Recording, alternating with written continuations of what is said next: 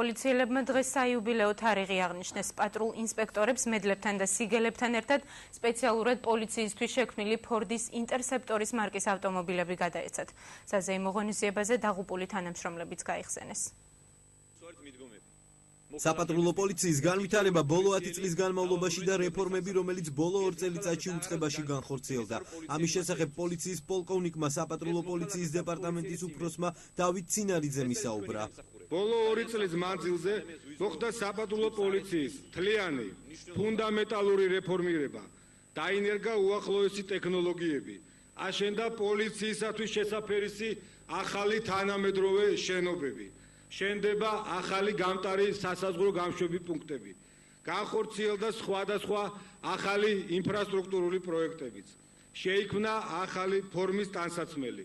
განახლდა საპატრულო პოლიციის ავტოპარკი და საპატრულო პოლიციელი მთლიანად აღიჭურვა ყველა საჭირო სპეციალური თანამედროვე საშუალებებით. პოლიციელებს საიუბილეო თარიღი საქართველოს პრემიერ-მინისტრმა მიულოცა. ირაკლი ღარიბაშვილმა შინაგან საქმეთა სამინისტროს და ქართული სპეცსამსახურების გაძლიერების აუცილებლობაზე ისაუბრა და აღნიშნა, რომ სწორედ ძალოვანი უწყებების სიძლიერე განაპირობებს ქვეყნის სიძლიერეს.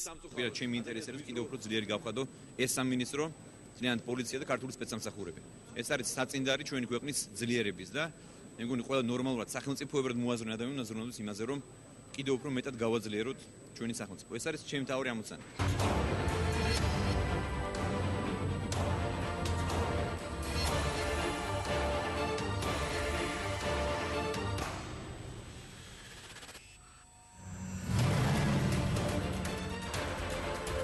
სამას 5 ცხენის ძალა, ფოლადის კაფსულირებული ძარა, ფოლადის დამცავი დაფები, 6 საფეხურიანი ავტომატური გადაცემათა კოლოფი, სპეციალურად პოლიციისთვის შექმნილი ფორდ ინტერსეპტორი დღეს პატრულ ინსპექტორებს ოფიციალურად გადაეცა.